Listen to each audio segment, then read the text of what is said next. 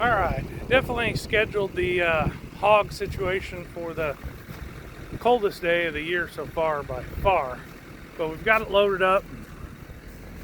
Quite a bit kind of fought me here. Everything was frozen. The hitch was frozen. The jack was frozen. It was really frozen kind of into the ground, or they're paddocked over here. But the 1 ton was able to break it loose. They loaded really easy today. Something I do is always run kind of a carabiner here. Normally I screw them closed, but I've had to take a torch and heat these nuts up already today to make sure that as I travel, I'm probably about an hour from the processor here.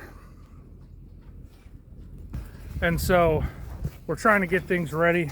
You can kind of see what pigs do over the last 6 months or so in here. They definitely worked the ground over, turned it up. Honestly, I'm going to take my skid steer in here and scoop and compost a bunch of this before spring gets here, so I can use it kind of as a little bit of a garden spot. But it's been a challenge this morning. I kind of already knew that it was going to. I talked about it in short earlier on the channel, but we're going to throw a little water in there. The pigs, like I said, I've had them 6 months, maybe a little over that. It's sorry if I'm breathing hard. It's been a battle out here this morning. But in about 6 months, they were probably 70 pounds when I got them. I'm hoping the processor that I go to, be east of Fordland, Missouri. I think it's in Seymour, actually. I'm hoping from what they show on the website and some of the reviews, we can weigh them. I would have to sit down and think, but early on it was probably about $30 a week plus scraps that I was spending on feed. Here towards the end, it's probably been more 40 or 45 a week. So I do have a fair amount of money in these hogs. I'm optimistic and happy that we're going to get them butchered. I don't have to feed and break ice and whatnot. That pan in there, obviously you can see they've been eating grain because I threw the grain in there this morning to get them in the trailer. I'm going to pull around and throw some water in there so they've got good water for transport. They've been drinking fine. You can see a little bit. Let me walk around there. You can see a little bit the countersunk water tank that I put in the ground. It was okay. I don't know that it was worth doing at this point, but I had been breaking it and keeping water in there for them. So they're not dehydrated at all.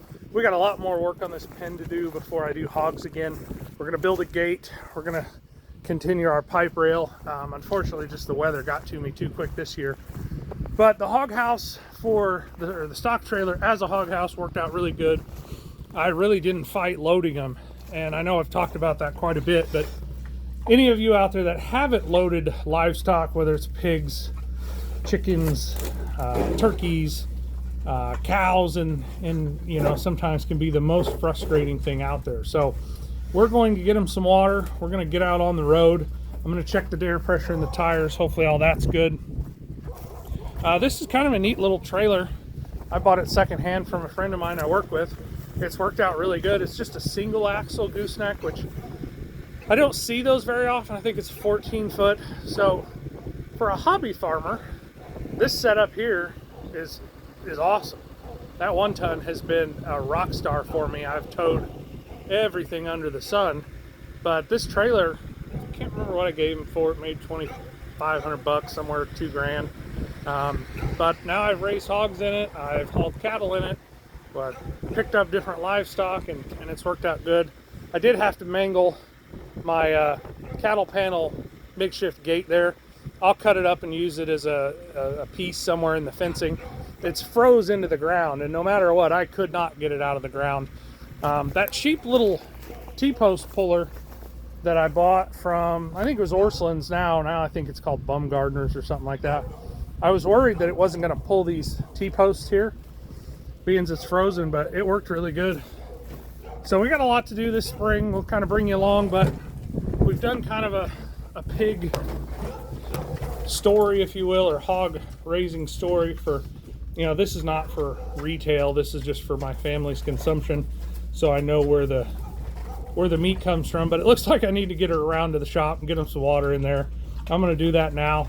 You got some comments, questions, thoughts, criticism. I'd love to hear all of it, honestly. I learn a lot from you guys down in the comments when you leave things of, hey, what about this? What about that? And I sure don't have it all figured out. I'm just stubborn enough to kind of keep at it. Hope you guys all enjoy.